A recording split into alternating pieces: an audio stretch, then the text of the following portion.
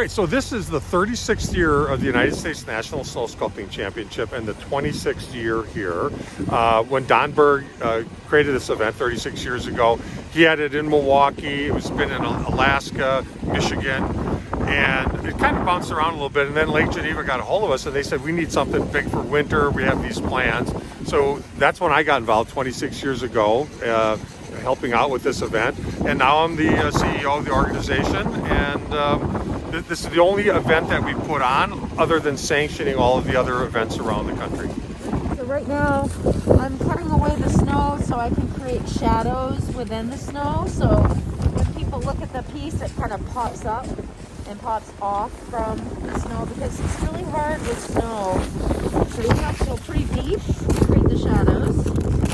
So these teams have all won their state event, and so we bring all the teams in. Now this year, because of the COVID, there were a number of teams that didn't show up. Maine, New Hampshire, Vermont, and New York. So this year we had to fill in with some teams locally.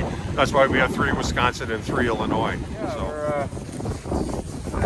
Teammate Josh did some of the teeth, and he's got them kind of etched in. And so we're giving the grooves of the teeth now. So we kind of had a cross pattern of where they would be, but we don't want to be able to see the cross when the other sculptors come around to judge. So I'm digging those down a little bit more so that they have a little bit more of a groove and indentation. Well, you know, ideally, sun, less wind, and a high of 30 and a low of 10 is kind of a sweet spot, you know. But as we always say, these are 3-person teams, but it's really a 4-person team, because Mother Nature is your other partner, but you can't control Mother Nature. So these guys are so experienced. They've done this, they've done it around the world. Many of these teams, I bet half of these teams, if not 3/4 of them, have traveled internationally and done this. So you have to be a great sculptor, but you also have to know how to play the weather, you know. And so if you're doing something really elaborate with an arm hanging out like this, you don't take that